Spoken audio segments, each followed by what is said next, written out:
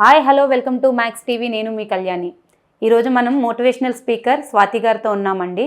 నమస్కారం స్వాతి గారు. నమస్కారం కళ్యాణి. స్వాతి గారు, ఈరోజు మన టాపిక్ ఆషాఢ మాసం గురించి. ఆషాఢ మాసం అంటేనే శూన్యమాసం అని అంటారు కదా.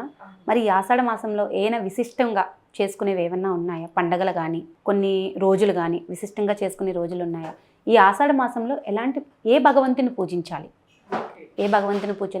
ఆషాఢ మాసం అనేసరికి అంటే శ్రావణం అనేసరికి లక్ష్మీదేవిని పూజించాలి అని అంటారు కదా. మరి ఆషాఢం అనేసరికి విశేషంగా ఒక భగవంతుని అనేది పూజించాలి అనేది ఉందా? మీరు అడిగిన టాపిక్ కూడా చాలా మందికి ఎదలో అంటే మనసులో ఉన్న ఆలోచనే. ఆషాఢం అనగానే శూన్యం, ఎందుకంటే మంచి ముహూర్తాలు ఉండవు. అవును, శూన్యమాసం అంటారు. శూన్యమాసం ఎందుకంటే మనము ఇండియా వచ్చేసి ఫస్ట్ నుంచి కూడా అగ్రికల్చరల్ కంట్రీ అనమాట. మన పూర్వీకులందరూ కూడా వ్యవసాయదారులే. వ్యవసాయం అంటే మొన్నటి వరకు వేసవి ఉండి ఇప్పుడిప్పుడే వర్షాలు పడి సీజన్ మారడం వల్ల భూమి కూడా తడిగా ఉండడం వల్ల పంటలు వేసే సీజన్గా మనకి బాగా ప్రాచుర్యం పొందిన విషయం అనమాట. మన పూర్వం అంతా కూడా రైతులు వ్యవసాయమే చేసేవాళ్ళు. మనకి జీవనాధారం వ్యవసాయం మాత్రమే ఉండేది ఒకప్పుడు. ఆ తర్వాత బ్రిటిష్ రూలింగ్ వచ్చేసాక వివిధ ఎంప్లాయింగ్స్ అనేవి దొరికాయి, ఎడ్యుకేషన్ డెవలప్ అయింది, ఇలా రకరకాల రంగాల్లో రాణిస్తున్నారు. కానీ అంతకుముందు బేసిక్గా ఇండియా అంటేనే అగ్రికల్చరల్ అనమాట. బెస్ట్ అగ్రికల్చరల్గా రూపొందించిన కంట్రీ మంది. అప్పుడు ఏమవుతుందంటే ఈ ఆషాఢంలో వ్యవసాయానికి కావాల్సిన ఏర్పాట్లన్నీ కూడా చూసుకోవాలన్నమాట. ఎందుకంటే మొన్నటి వరకు వేసవి, భూమి అంతా కూడా డ్రైడ్గా అయిపోతుంది. వర్షం పడితే వేడెక్కు ఉంటుంది. ఇప్పుడు సాయిల్ అంటే మట్టిలో మార్పు వస్తుంది. పంటకి కావాల్సిన పనులన్నీ కూడా ఈ టైంలో చేసుకోవాలి. కాబట్టి ఆ టైంలో మన పూర్వీకులు ముహూర్తాలు అనేవి పెట్టలేదు. ఇప్పుడు పెళ్ళి ఉంది, పేరెంటాలు ఉన్నాయంటే కష్టం. అప్పుడు మన ల్యాండ్ వ్యవసాయం పైన శ్రద్ధ వహించలేం కదా. అందుకోసం ఇది శూన్యమాసంగా పరిగణించారు తప్ప చెడ్డ మాసం అయితే కాదు. అందులో మీరు ఇప్పుడు అడిగారు కదా ఏ భగవంతుడిని పూజించుకోవాలి అని. ఇప్పుడు ఆషాఢంలో వారాహి నవరాత్రులు వస్తాయి. అమావాస్య నెక్స్ట్ డే నుంచే వారాహి నవరాత్రులు అనేవి స్టార్ట్ అవుతాయి అన్నమాట. అంటే జ్యేష్ఠ అమావాస్య రోజే మనం ప్రిపేర్ అయిపోవాలి. దేనికి? భగవంతుడు ఆరాధనకి. రేపు నవరాత్రులు స్టార్ట్ అవుతున్నాయంటే ముందు రోజు నుంచే మనం ఆల్మోస్ట్ దానికి ప్రిపేర్ అవ్వాలి. సాత్వికంగా తినడం, సాత్వికంగా ఆలోచించడం, మనల్ని మనం మోల్డ్ చేసుకోవాలి. మనం ఎలా అయితే ఎగ్జామ్కి ముందు రోజు ప్రిపేర్ అవుతామో అదే రకంగా నవరాత్రులకు కూడా రేపటి నుంచి కదా రేపే ప్రిపేర్ అవుదాం అని కాకుండా ముందు రోజు నుంచే బాడీలో కొన్ని మార్పులు చేసుకోవాలన్నమాట. బయట ఫుడ్స్ మానేయడం. అయితే ఫుడ్ అనేది కూడా మొన్నటి వరకు సమ్మర్లో ఉంటాం కదా, ఇప్పుడు చిన్న చిన్నగా వర్షాలు పడడం, వింటర్ స్టార్ట్ అవ్వడం, చలి, తర్వాత మొన్నటి వరకు వేడి తాపానికి తట్టుకొని ఇప్పుడు సడన్గా చలి స్టార్ట్ అయ్యే వరకు మనకి కొన్ని హార్మోన్స్ చేంజింగ్ అనేది కూడా ఉంటుంది. సో అందుకోసమే ఈ ప్రక్రియ అనేది మన పెద్దవాళ్ళు పెట్టారు. పూజలు, దీక్షలు, తర్వాత ఇప్పుడు శూన్యమాసంగా పరిగణించడం. ఎందుకంటే మనకి మొన్నటి వరకు జ్యేష్ఠ మాసం, అంతకుముందేమో మాఘమాసం. బాగా పెళ్ళిళ్ళు అవి ఇవి జరిగి అందరూ ఫుడ్ కూడా చక్కగా తిని హెల్తీగా ఏది పడితే అది తినేసి ఈవెంట్స్, కల్చర్స్ అని, తర్వాత పార్టీస్ అని, ఇలాంటివన్నీ కూడా సెలబ్రేషన్స్ ఉంటాయి. ఇప్పుడు పెళ్ళి అంటే ఉంటుంది కాబట్టి ఈ ఫుడ్ చేంజింగ్ అనేది కూడా అందుకోసమే తీసుకొచ్చారు మన పెద్దవాళ్ళు. అలాగే నవరాత్రులప్పుడు కూడా కొన్ని ఫుడ్స్ తినమంటారు. సాత్వికమైన ఆహారమే తినాలి అంటారు. ఎందుకంటే హెల్త్ కాన్షియస్ కూడా ఉంది దీనిలో. మనం హెల్దీగా ఉండాలి. ఈ క్లైమేట్ని తట్టుకునే శక్తి కూడా మన బాడీలో, ఇమ్యూనిటీ సిస్టమ్ కూడా ఇంప్రూవ్ అవ్వాలని చెప్పి ఈ ప్రక్రియ అనేది మన పెద్దవాళ్ళు పెట్టారు.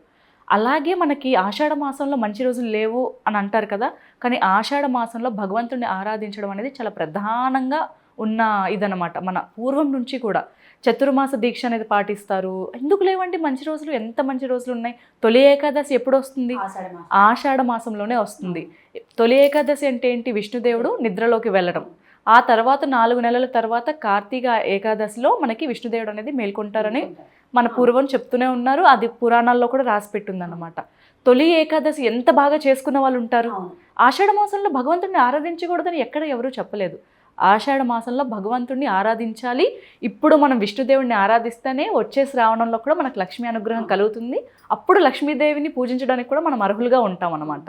ఇది చాలా మందికి తెలియక ఆషాఢం అంటే శూన్యము, భగవంతుని పెద్దగా పూజించక్కర్లేదు అని అనుకుంటారు. అలా కాదు. ఆషాఢ మాసంలో కూడా అమ్మవారిని ధ్యానించాలి, అయ్యవారిని ధ్యానించాలి. మనకి వారాహి నవరాత్రులు వస్తున్నాయి కదా, వరాహ రూపం విష్ణుదేవుడి యొక్క ప్రతిరూపం అని కూడా చాలామంది చెప్పుకుంటూ ఉంటారు. వారాహి నవరాత్రులు చేసుకోవడం, తొలి ఏకాదశి పాటించడం ఇలాంటివన్నీ కూడా చేసుకోవాలన్నమాట. అలాగే చతుర్మాస దీక్ష చాలా మందికి తెలుసు. చతుర్మాస దీక్ష అంటే ఏంటి? 4 నెలల పాటు దీక్షలో ఉండడం. అవును, నిద్రించిన దగ్గర నుంచి మళ్ళీ అక్కడ మేలుకునే వరకు విష్ణు భక్తులు ఎవరైతే ఉన్నారో వాళ్ళందరూ దీక్షలో. ఇప్పుడు విష్ణు భక్తులు మాత్రమే దీక్షలో ఉంటున్నారు అని మనం వింటున్నాము, కానీ మన పూర్వం వచ్చేసి గృహస్థులు కూడా చేసేవాళ్ళు. అంటే ఆశ్రమవాసులే కాకుండా గృహం అంటే ఇంట్లో ఉండే వాళ్ళు కూడా ఈ చతుర్మాస దీక్షను తీసుకోవడం జరిగేది. ఎందుకంటే పూర్వం ఆశ్రమాలు కానీ గురుకులాలు కానీ తర్వాత పల్లెటూరులో కానీ ఎలా ఉంటుందండి, అడవుల మధ్యలో చెట్ల మధ్యలో ఉండేవి. ఇప్పుడంటే సిటీస్లో ఉంటున్నారు, కానీ ఒకప్పుడు అడవుల్లోనే గురుకులాలు ఆశ్రమాలు ఉండేవి. ఎక్కడో అరణ్యం చివరిలో కాస్త పల్లెలకు దూరంగా ఉండేవి. ఇప్పుడు వర్షాలు పడుతాయి అంటే ఋతువు మార్పిడి అనేది జరుగుతుంది కదా, సీజన్ మారింది కాబట్టి వర్షాలు పడుతున్నాయి కాబట్టి చిన్న చిన్న క్రిమికీటకాలు అనేవి మన మట్టిలోంచి పుట్టుకొస్తాయి. వర్షం చినుకులు పడతాయి కదా భూమి మీద, మట్టి తేమకి ఎన్నో క్రిమికీటకాలు అనేవి పుట్టుకొస్తాయి. అలాగే క్రిమికీటకాల నుంచి మనకి వైరల్ ఇన్ఫెక్షన్స్ కూడా వచ్చే అవకాశం ఉంది కాబట్టి పూర్వము ఒకే చోట ఉండి దీక్ష అనేది చేసుకోమనేవాళ్ళు. చతుర్మాస దీక్షలు చేసుకున్న వాళ్ళందరూ కూడా కామక్రోధాలకి నిగ్రహిస్తారు. అలాగే సాంసారిక బంధాలకు కూడా కొంచెం దూరంగా ఉండి ఒకే చోట ఉండి ఈ పారాయణాలు చేసుకోవడం, విష్ణు పురాణాలు వినడం. ఎందుకంటే విష్ణుదేవుడు కూడా నిద్రలో ఉంటారు కదా, యోగి నిద్రలోకి వెళ్తారు. మళ్ళీ కార్తీక మాసం ఏకాదశి వచ్చే వరకు కూడా విష్ణుదేవుడు నిద్రలో ఉంటారు కాబట్టి ఆయన భక్తులందరూ కూడా ఈ చతుర్మాస దీక్షను పాటిస్తారనమాట. చతుర్మాస దీక్ష అనేది మనకి ఉత్థాన ఏకాదశి అంటే కార్తీక మాస ఉత్థాన ఏకాదశి వరకు మనం పాటిస్తారు. మన వాళ్ళందరూ కూడా ఎవరైతే దీక్షలో ఉన్నారో వాళ్ళు మాత్రమే. మిగతా వాళ్ళు పాటించచ్చా పాటించకూడదు అనేది వాళ్ళ ఇష్టం. ఇప్పుడు మనం పాటించాల్సింది, ఎందుకంటే ఇప్పుడు ఆషాఢమా, తర్వాత వచ్చేసి శ్రావణం, భాద్రపదం, కార్తీక మాసం ఈ 4 నెలలు కూడా మనం బాగా అబ్జర్వ్ చేస్తే భగవంతుడు ఆరాధనలోనే ఉంటారు. ఈ మాసం అంతా వారాహి నవరాత్రులు, విష్ణుదేవుడు పూజలతో ప్రారంభం. నెక్స్ట్ శ్రావణ మాసం వచ్చేసి లక్ష్మీదేవి వ్రతాలు, మంగళగౌరి నోములు, ఆ తర్వాత వచ్చేసి భాద్రపద మాసంలో గణపతి నవరాత్రులు, ఆ తర్వాత అమ్మవారి నవరాత్రులు, కార్తీక మాసం వచ్చేసి అంతా కూడా మనం శివకేశవ ఆరాధనలో ఉంటాము. ఈ 4 నెలలు కూడా నార్మల్గా ఉండేవాళ్ళు కూడా ఖచ్చితంగా భగవంతుడు ఆరాధనలో వాళ్ళకి తెలియకుండానే వచ్చి ప్రార్థన చేస్తూ ఉంటారు. అంతే కదా, చాలామంది నియమాలు పాటిస్తూనే ఉంటారు. మనకి తెలియకుండా కూడా మనం ఆ దీక్షని కొంతవరకు పాటిస్తున్నట్టే. అలాగే మనకి గురు పౌర్ణమి కూడా. గురు పౌర్ణమి ఆషాఢ మాసంలో వచ్చే గురు పౌర్ణమి రోజు వ్యాసుడు జన్మించాడు అని మన పురాణాల్లో రాసింది. మనకి వ్యాసుల వారు అనేది మహాభారతాన్ని చెప్పడం జరిగింది. దాన్ని లిఖించడం అంటే రాయడం అనేది వినాయకుడు రాశారనమాట. అది కూడా ఆ గురు పౌర్ణమి రోజే ప్రారంభం చేశారని మన పురాణాల్లో రాసిపెట్టింది. అలాంటి రోజు ఎవరైతే విష్ణు పురాణాన్ని దానం చేస్తారో, అంటే దానం చేయడం అంటే వాళ్ళతో కొనిపించడం కాదు, మనము కొని వాళ్ళకి ఇవ్వడం, వాళ్ళ నుంచి ఎలాంటిది ఆశించకుండా ఇవ్వడం అనేది దానం అన్నమాట. అలా ఎవరైతే మహాభారతాన్ని దానం చేస్తారో లేదా విష్ణు పురాణాన్ని దానం చేస్తారో వాళ్ళకి విష్ణు స్వర్గలోకం అనేది ప్రాప్తం ఉంటుందని కూడా మన పురాణాలు చెప్తున్నాయి. ఇన్ని విశిష్టమైన రోజులు ఈ ఆషాఢ మాసంలో ఉన్నాయన్నమాట. అలాగే తెలంగాణ ప్రాంతానికి వచ్చేసరికి అందరూ కూడా అమ్మవారిని చక్కగా ఆరాధిస్తారు. బోనాలు చేసుకుంటారు, కొందరేమో ఒడిబియ్యాలు పోసుకుంటారు, మంచి మంచి ప్రోగ్రామ్స్ ఆడవాళ్ళు అనేది జరుపుకుంటూ ఉంటారు. ఇన్ని జరుగుతున్నప్పుడు మరి ఆషాఢంలో విశిష్టమైన రోజులు లేవు అని ఎవరు చెప్పారు? ఉన్నట్టే కదా. మనకి తొలి ఏకాదశి వస్తుంది, గురు పౌర్ణమి వస్తుంది, తర్వాత బోనాలు చేసుకుంటున్నారు, చతుర్మాస దీక్ష ఈ మాసంలోనే పడుతున్నారు. అలాగే రథయాత్ర ఒరిస్సా వైపు వస్తే జగన్నాథుడు రథయాత్ర కూడా జరుగుతుందన్నమాట. ఎంత బాగా జరుగుతుందంటే సుభద్ర బలభద్ర సమేతంగా మనకి రథయాత్ర అనేది పూరిలో జరుగుతుంది. పూరిలోనే కాదండి, ఒరిస్సా ప్రాంతం అంతా కూడా అంగరంగ వైభవంగా జరుపుకునే పండగ అనమాట. చాలా పెద్ద పండగ. ఇప్పుడు మనం దసరా నవరాత్రులు ఎలా అయితే ఇక్కడ సెలబ్రేట్ చేసుకుంటారో అలాగే, అంటే అంత ఘనంగా జగన్నాథ రథయాత్ర అనేది కూడా ఒరిస్సాలో అందరూ కూడా జరుపుకుంటారనమాట.